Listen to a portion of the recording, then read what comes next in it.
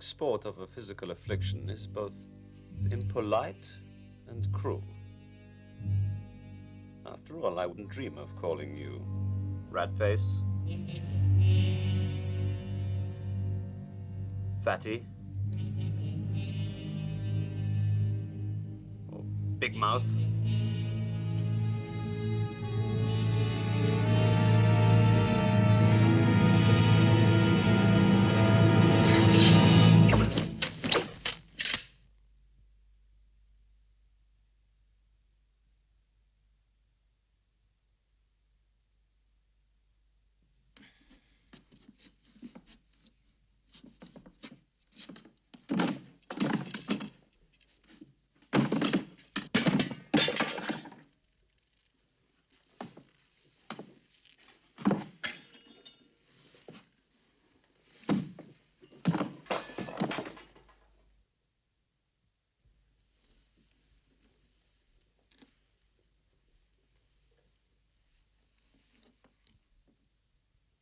You still haven't answered my question. Welcome back to another edition of Part Time. I am Ryan. I'm Judd. And for this episode, we watched Captain Kronos, Vampire Hunter. Captain Kronos is a 1974 Hammer film written and directed by Brian Clemens. Horst Janssen stars as the title character and hero, Captain Kronos, with John Cater as his faithful hunchback companion, Professor Grost, and Caroline Munro as the love interest, Carla. The film also features John Carson as Dr. Marcus, Shane Bryant as Paul Durward, and Lois Dane as Sarah Durward. After attacks in his village cause young women to age rapidly and die, Dr. Marcus calls his friend Kronos to investigate. Kronos and Gross, along with Carla, who they find along the way, come to the village and agree to help Marcus. After telling Marcus that it's a vampire that drains youth instead of blood, Kronos and Grost, along with the aid of Dr. Marcus and Carla, work to stop the vampire as it continues to plague the village. Now, Captain Kronos, this movie, is a favorite of mine to watch around Halloween. I first saw this on AMC, I believe it was, and it was Halloween. I actually saw it. I live in Augusta now, but for about 10 plus years I lived in Warner Robins. When I lived in Augusta before that, when I was in high school, I think my senior year on AMC they showed Captain Kronos and Son of Dracula on AMC, and I watched both of them, and I recorded them, and I just really like this movie. It's a Hammer film. I love Hammer. Hammer's amazing.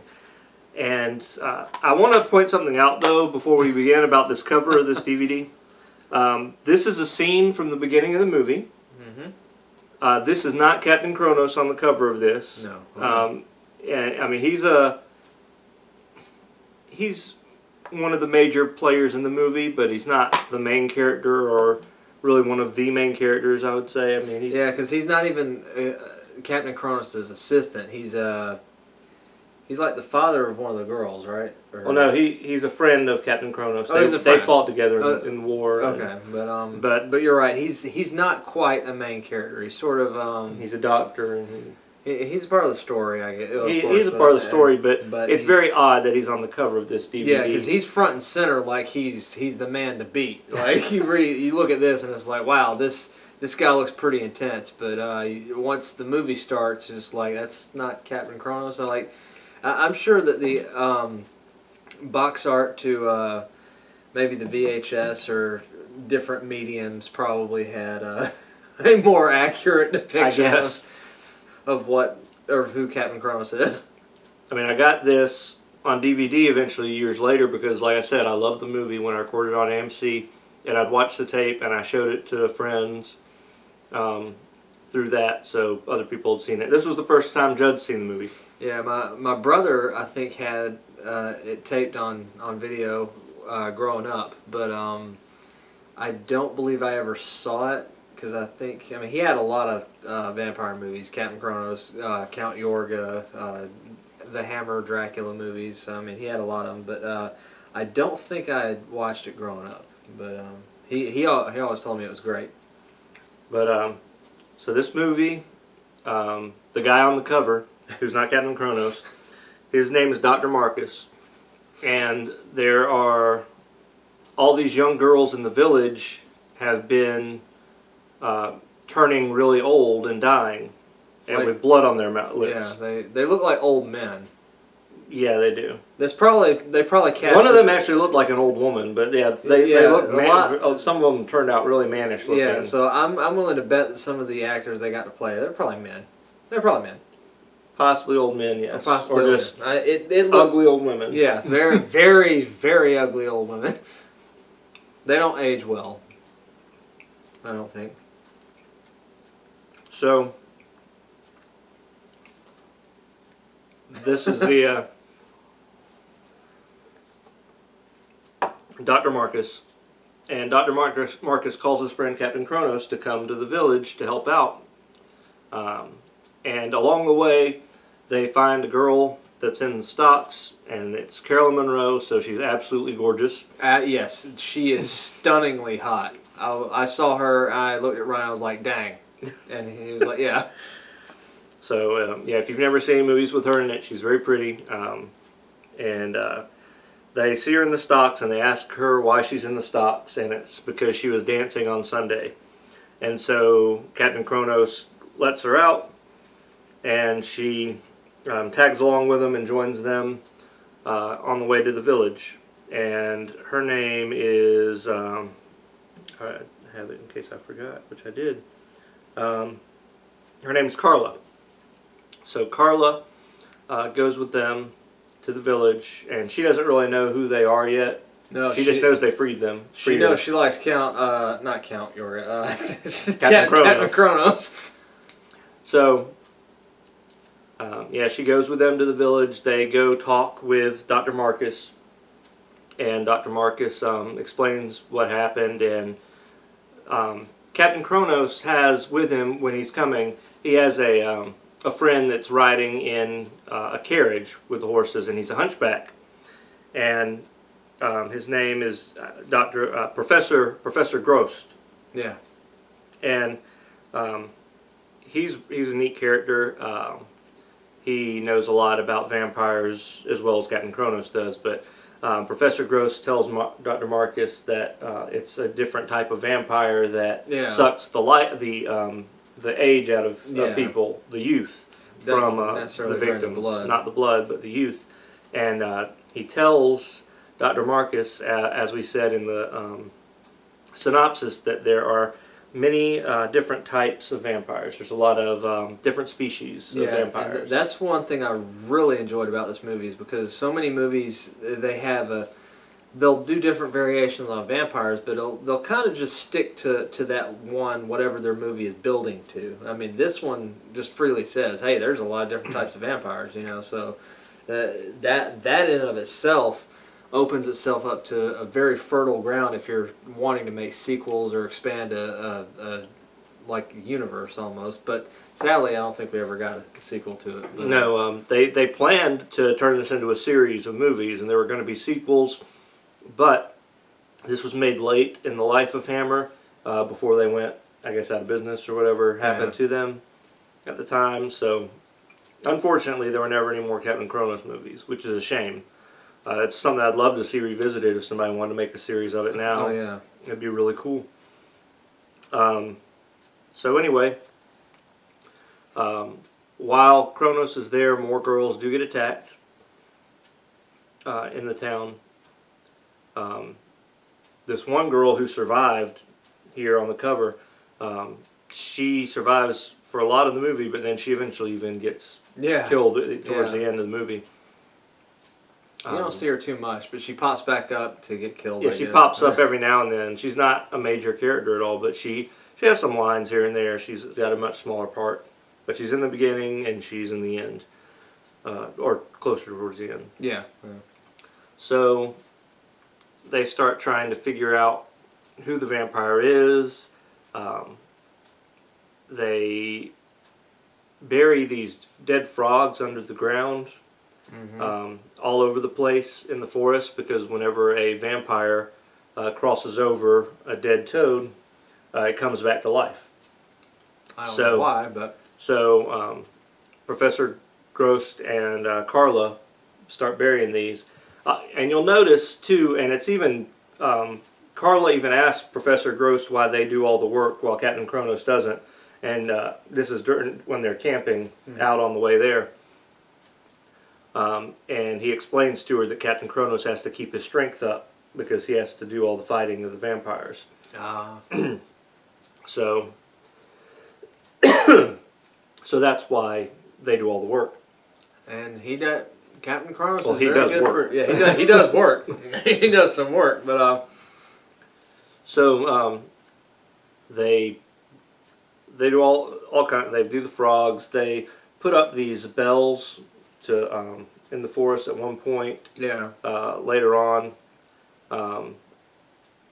Different ways to track vampires, I guess. And yeah, well, that was trying to track them. That was actually after he had been turned into a vampire, but that.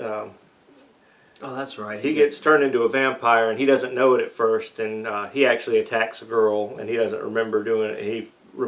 He realizes it later because he all of a sudden turns young. Yeah. He turns really young. He realizes how young he is. But before that, what happened is he had gone off to this manor of the Durwood Manor. Now you meet the Durwoods in the cemetery when Dr. Marcus is in the cemetery, and you find out about this man who was the best swordsman that ever lived. Yeah. And he was the Durwood's father, or Paul Durwood's father.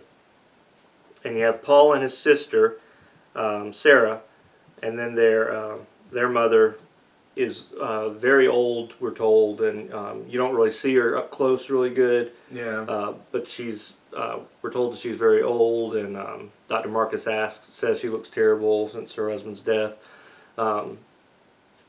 So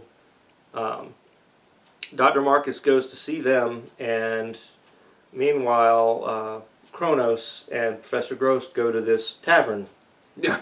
Yeah, this is a great part. So we get a scene in this tavern earlier in the movie before this comes up where there's a man in the tavern, and he's actually the driver for the Durwoods, and he is sitting in the bar, and these ruffians are in the bar. Yeah. He's there to hire them because he knows that Kronos is in town and he wants them to mess with him. Yeah.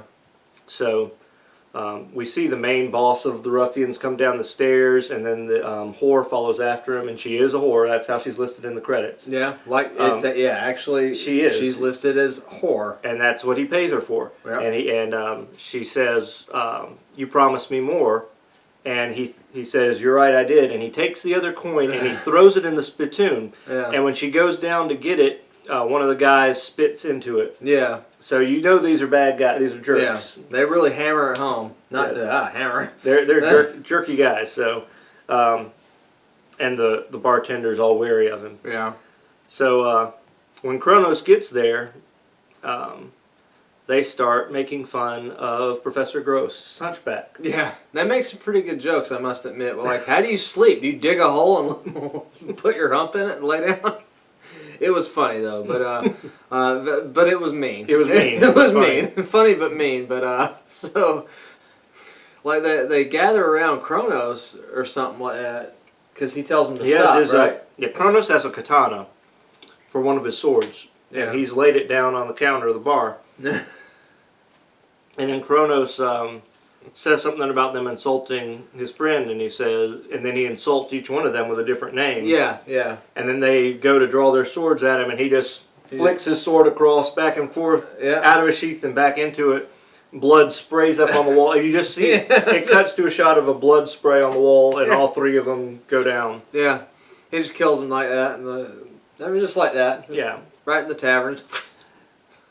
And the barkeep's like, okay. So they just kind of deals with it. So they get killed. They kill the ruffians, and then they go. They meet back up with.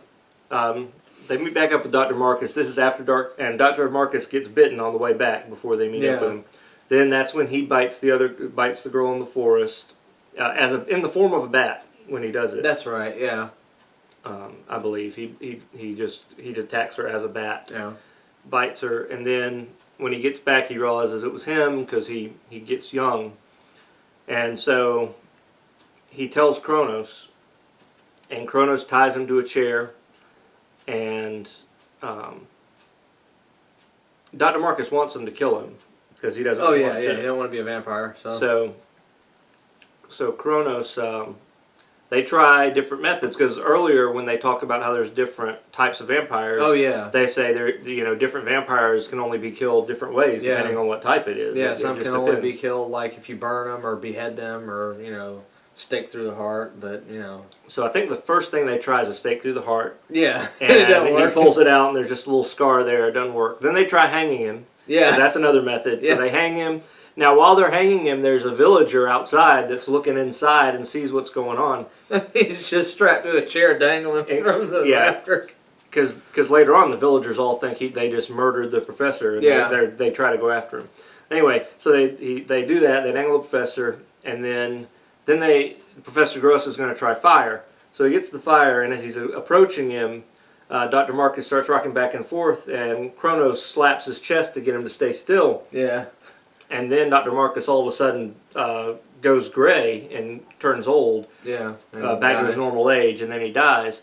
And they don't know why because the fire didn't touch him, and then he was wearing a cross, and when Kronos slapped him, he slapped the cross, and the cross just went right into him.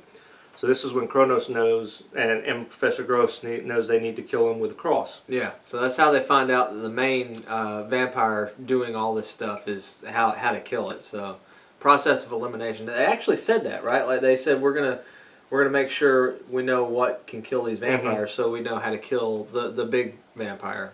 I say the big vampire. The main antagonist. But yeah, he slaps that cross right in his chest, and he dies. So, and also throughout all this, Carla has become the love interest of Captain Kronos. Mm-hmm. He does leave her behind at the end of the film. I don't know why, but he leaves her behind. So, I guess if they built the series, there may have been a different girl in every movie, something like that, like a James Bond type thing might have happened. But anyway, so after this, they go to the cemetery and they pull down this cross that has this steel. I guess it was a steel cross that went through his chest, so it had to be. Anyway, they pulled this steel cross off the back of this because it was holding. It was the back part, I guess, for this other cross that was up in the cemetery. They pull it off, and they go and they make us. And this is when Kronos gets attacked by the townspeople. He doesn't kill them. But they are accusing him. Are you okay? No. They accuse him of killing Dr. Marcus, and so they attack him. And there's a sword fight here where Kronos fights with two swords, and he defeats all of them, but doesn't kill them. Him and Professor Gross. Well, Professor Gross makes the sword while Kronos does this ritual. Prayer thing to while the sword's being created for him with a bag over his head, and he's like this, and Carla's like laying on his leg, and Professor Gross goes through the night and he turns this into a sword. So there's a sword that's made from this cross, and so that's going to be the weapon. And Kronos has also met the Durwoods, and he believes that the sister is the vampire. Yeah. And they're going to use Carla as bait. So they send Carla to the house, and she goes in and gets them to take her in, and she lays on the couch. Meanwhile, the mother, who's been laid up in bed all this time, is actually the vampire, and she comes downstairs, and she's young, and her kids have thought she's old, but she had this mask that she was using. She's been draining all the youth, though, from these people in the village. So Kronos gets in there. I think she was stopped from, because she could hypnotize her victims. That's how she was able to approach them easily. Yeah. So she's got Carla in a trance, and she's about to get Carla, and there's a scream from the daughter, and she realizes it's her mom, and the kids are not vampires, and so the mother starts revealing to them all this information, and Kronos comes in. The mother ends up freezing her children. Yeah, because she was going to make them forget what happened. Yeah. And just go back to sleep. But this is after she reveals that their father has been brought back to life.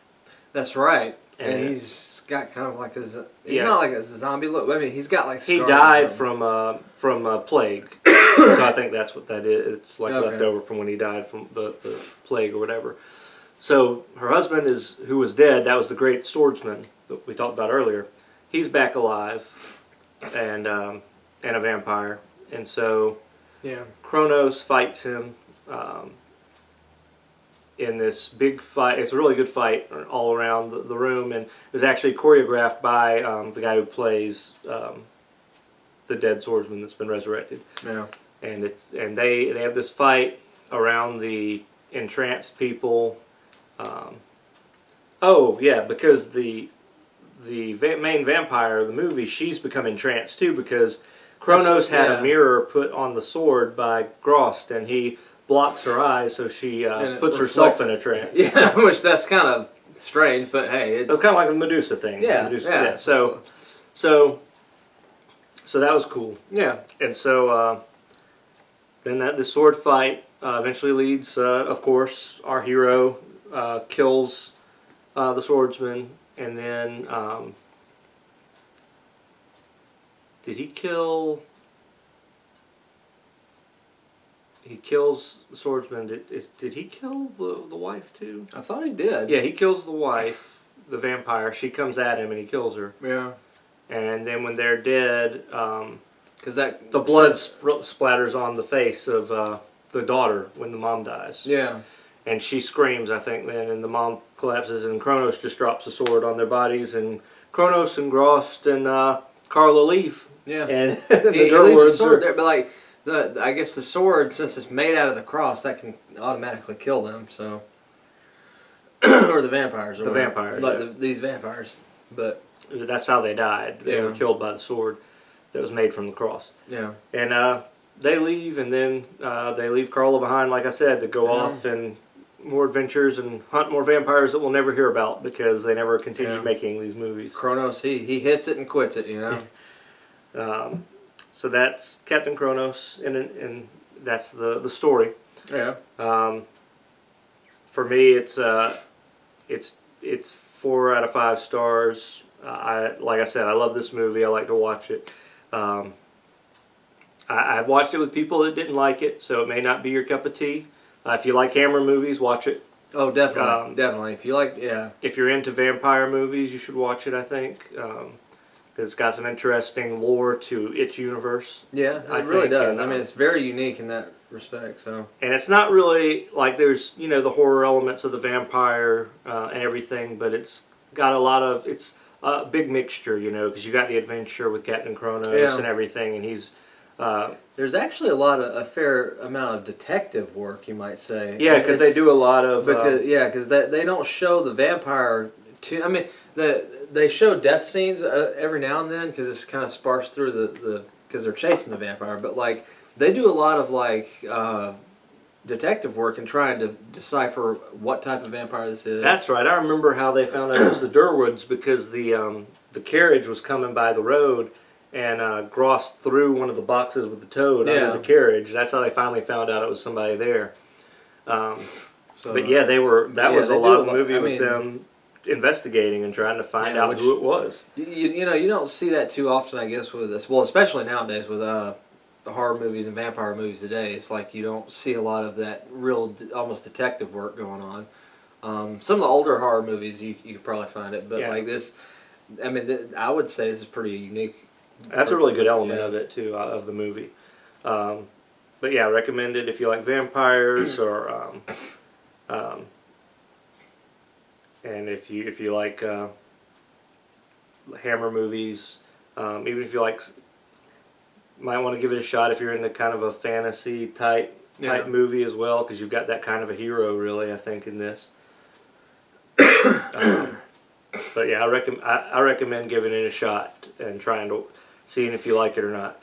For me, it's a 4 out of 5 stars. It's very entertaining and I love it. Yeah, I would say 4 out of 5 stars for me. I would say if I had one critique, and it's not really a big one, it's just more of a personal preference. The antagonist, you know, the old lady. To me, I felt like the antagonist could have been better, bigger, or stronger. You know, it works for the story. Like I said, it doesn't take you out of the story, but like.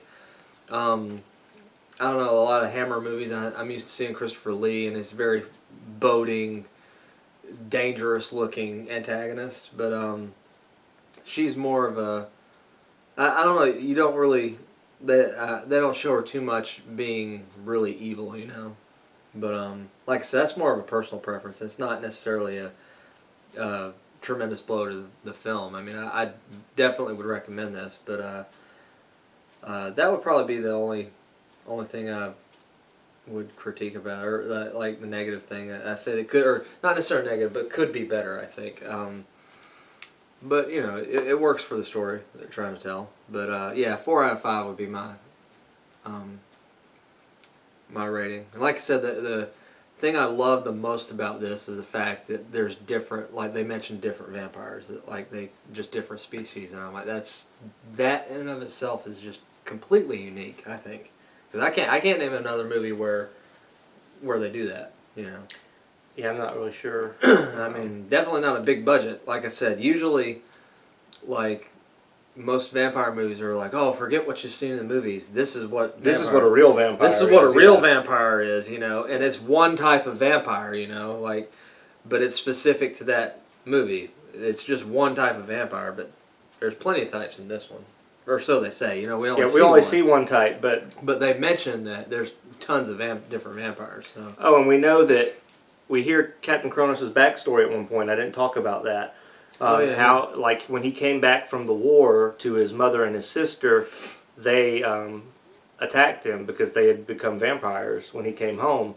Because he's actually been bitten by a vampire, but he survived. That's right. And he had to kill his mother and sister, and that's part of his backstory. And he, so we know that the traditional vampire with the fangs in the neck exists because Kronos has had to deal with that. Yeah.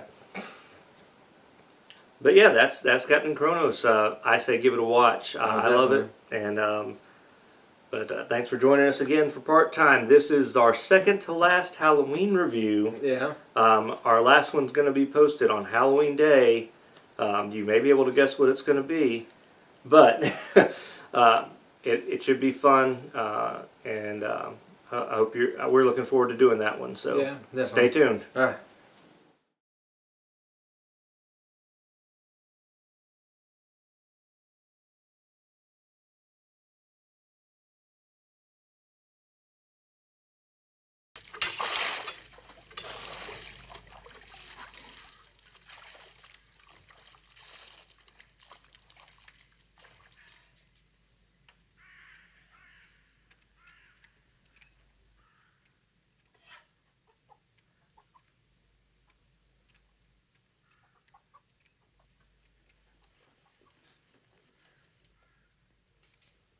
I suppose you'll be moving on now.